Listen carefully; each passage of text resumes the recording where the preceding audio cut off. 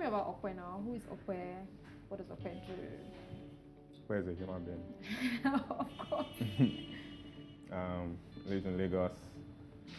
He works at Paystack. He has many groups of friends. He lives with 2 roommates. Likes to make things. Likes new experiences.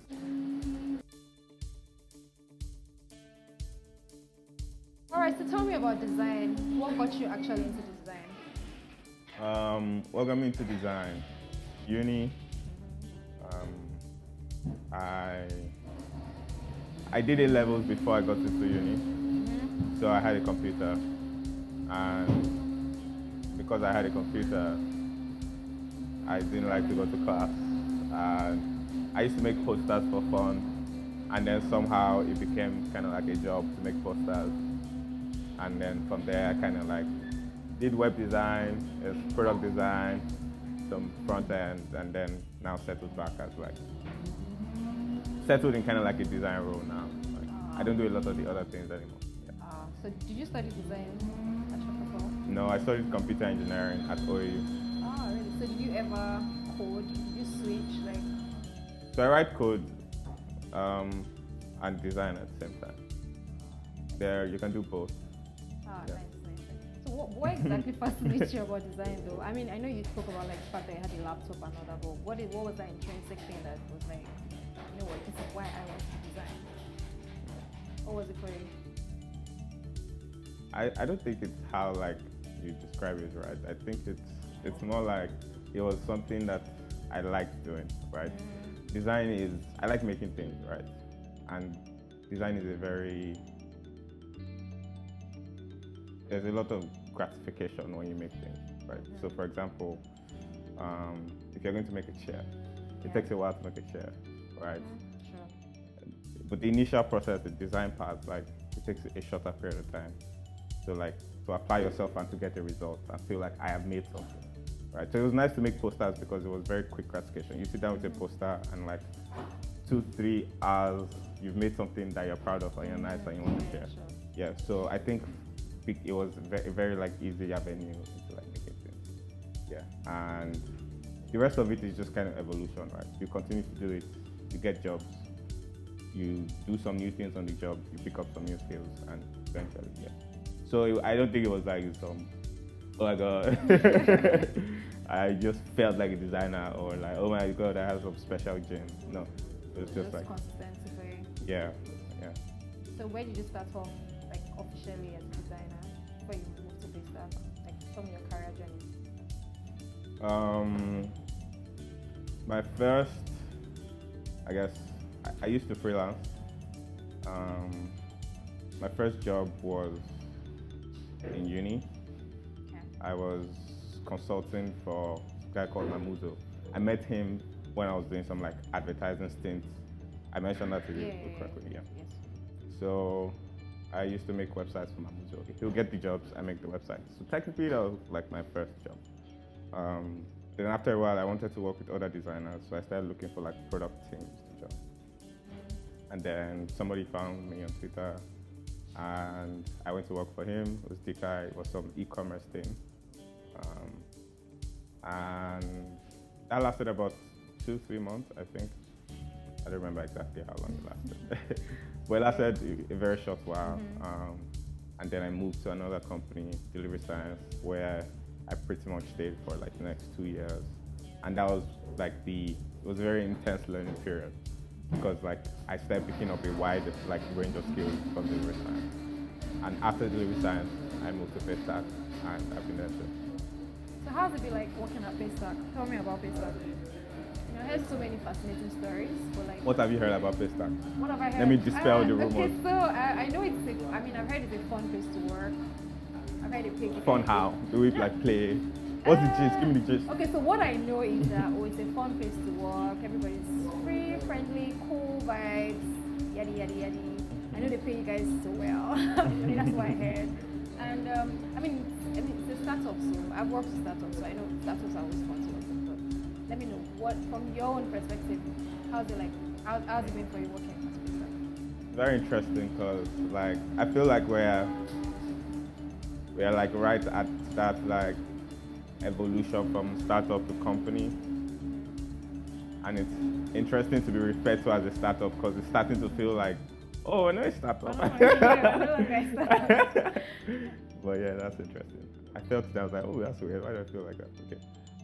I think with Paystack, yeah, I've been there since the beginning. I started with Shola Nigeria. So it's been a very interesting journey all the way because my role keeps evolving, and as the company grows, like I get to do more things, I get to be more things.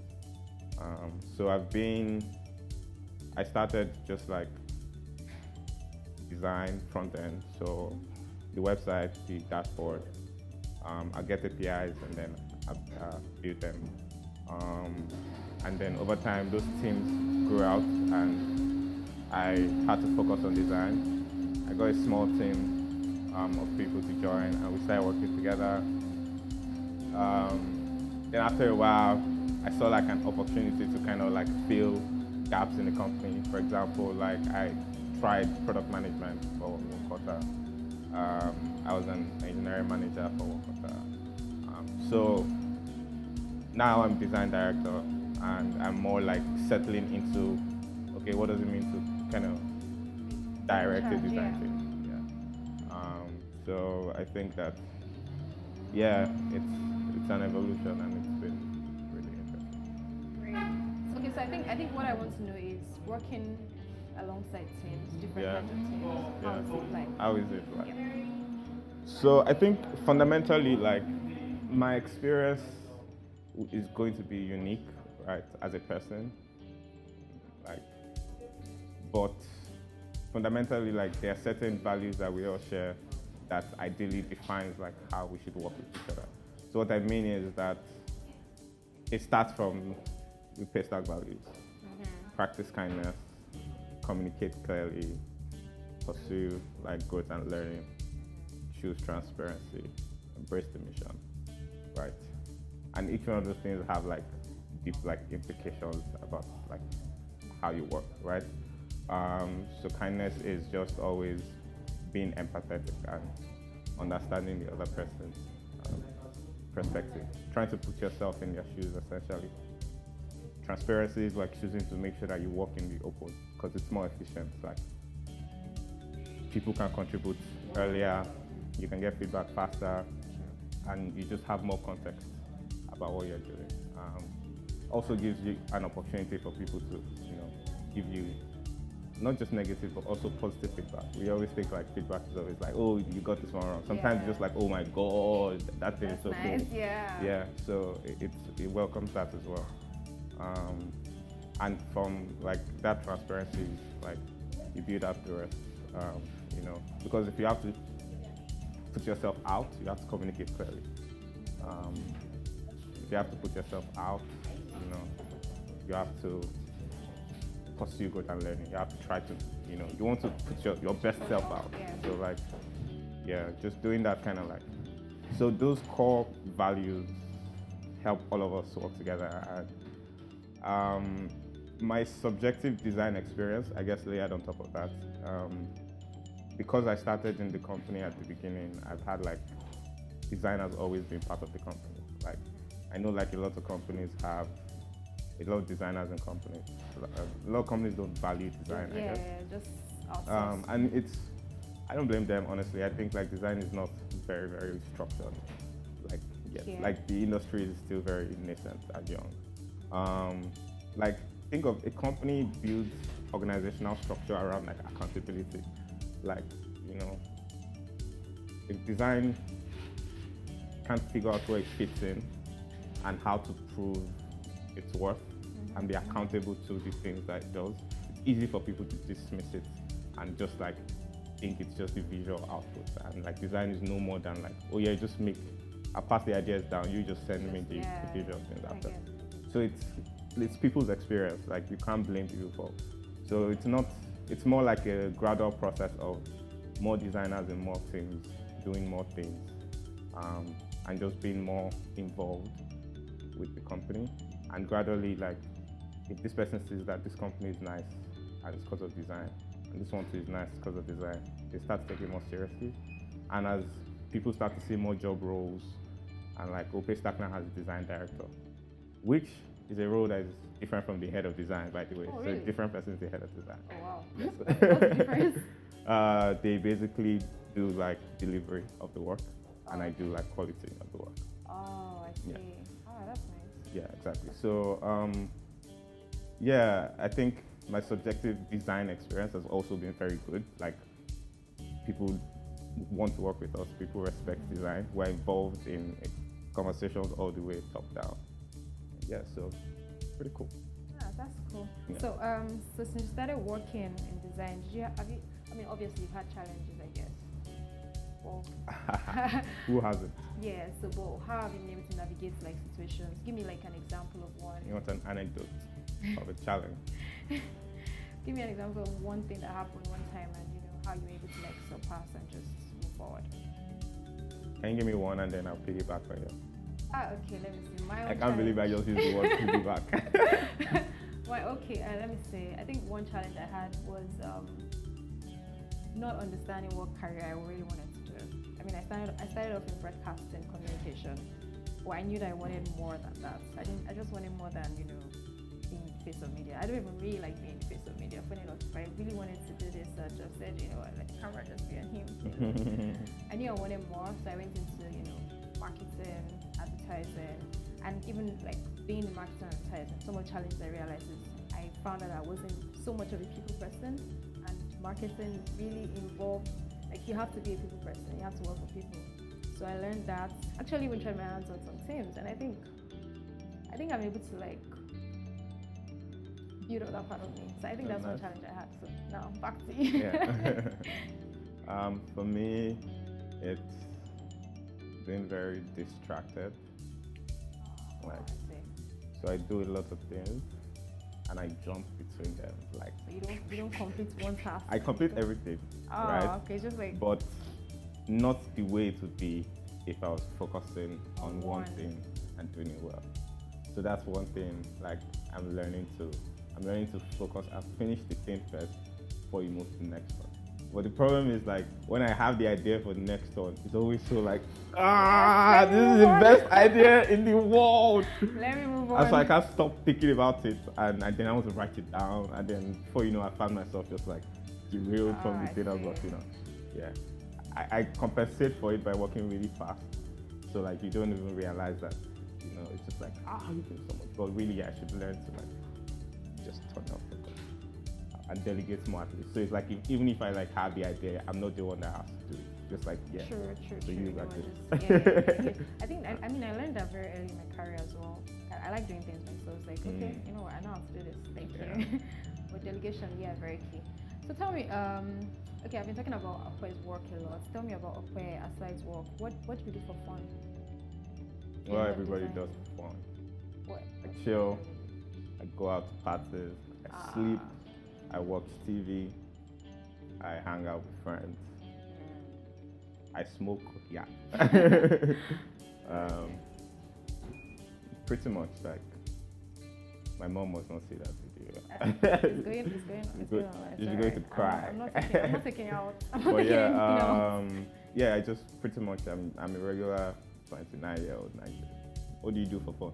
What do I do for fun? What do I do? We're taking that out. If you put my I smoke, then you can't take that out. I actually, I don't know. Okay, so I think I like visiting people for fun. Yeah, that's nice. I read too. Reading is cool. I mean, I read. Because a lot of people do read. Like, even if you don't read like books. Oh yeah. So you read articles on the internet. You read stuff you come across. Yeah. I think I watch Netflix for fun, maybe more than visiting people. I'd rather just sit and watch TV. I don't watch a lot of TV. I'm usually like on the internet. I just like browse the internet. Yeah. Scavenging, that's what I call it. Just jumping from side to side. Sure. So what's it? That's not what I do for fun. That's what I do for everything. I like music lots. I like nice. Okay, so aside challenges you've had, what's that one valuable thing that you've had going for you so far since you started off in your career till now? Like just something that you put at the back of your mind every time you try to do stuff. Like, you know what, this is what I believe in. This is who I am. This is what I want to do. I hope My it's core not too value. deep. Yeah, like your core value.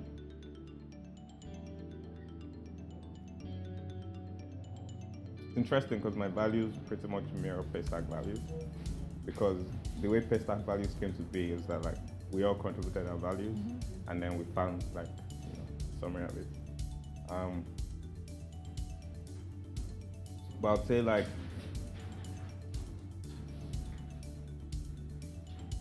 the core of everything, I guess, for me will be transparency.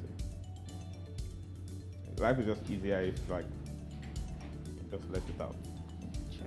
Yeah. Sure. So I write very often like about the stuff I go through, because when I go later in the future and I read it, it's nice to see this was me back then, and this is me now, right? That kind of thing. I work the same thing. Like I work very openly. I invite everybody to like give me feedback. I think just being confident in conversations also generally with people. Conversation. Yeah, I share stuff. Like of course, like I won't bother on oversharing. Like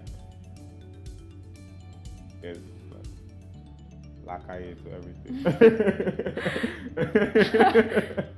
I get. Yeah, but to a very large extent, like just letting people know that we can talk about our experiences, because like onboarding is very important. Like we carry a lot of things and we spend a lot of time in our head. Like it's nice sometimes to get to just like talk about stuff.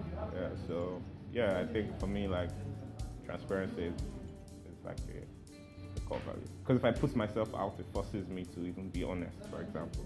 Because Sure. like can't keep lying and my friends looking at me and I'm lying. So I make sure I'm putting myself out, I'm telling the truth. So, yeah. Okay, great. Did you have any other dream job besides design? Is that something that you think? Design wasn't even a dream job. Yeah, I know. It was just something you just like started doing, stumbled upon, and just continue doing it. So if you're asking if there are other things like I would be interested in doing outside of design, first I don't think I can stop designing. Like design permeates like pretty much everything you do. Like it's a way of life, less like it just expresses itself through like through work. Like at work you just need specialized you need context, and you need to be able to use Figma to create prototypes, and you need to be able to document. Like, and once you have the context, you can solve the problem, right? And you need to understand like standards and in general, the way like the thing you are doing works, the way your tools and your. My point is, high level problem solving, like design is what we do it every day. So like I will never stop designing, right? But designing software, even that said, I don't know if I would ever stop, because I have personal problems in my life and I have the skills I can build apps. I'm just going to keep building apps, but for myself, which is not a problem. I write as well, so I imagine that I could have. I don't know if I'll be able to write like as a job, because my writing is less like professional writing. I'm more like so I'm more like documentation. That's where I excel. So yeah, I could be. Oh yes, actually no, I have other careers in my head. It would be nice to work at like a post office. To run a post office. Oh, to run it. Yeah. Right. Just to do a really nice, efficient post office. Like nice envelopes, nice stamps. All our stamps are really like badly designed. They're not like they don't inspire joy. They're just like they don't make you they don't make you like, oh yeah, I want to receive your yes, we don't have like a letter at the culture, because like yeah. So it would be nice to just have a very tiny, efficient post office. Like you don't have to come to get your stuff, but if you come, you're happy. Like you even want to come just to be in the post office when you get your stuff, to meet the person that is there, because you every day have a personal relationship. Just like how you deliver the service and how you design everything. Yeah. Another thing I might do if I had another life, maybe run a school, a design school. It'd be really interesting. But like not like the school does stuff, like the students do stuff. So like you see a lot of these popular animation schools, like they constantly put out like student work and they win like, I don't care about awards and stuff, but just doing so like maybe the school has a show and students run the show, that kind of thing, right? And everybody is still kind of like self-taught, but just directed. So the school doesn't exist to, yeah, it's not really as structured and as academic. To some extent, yeah. It's more like guidance and yeah.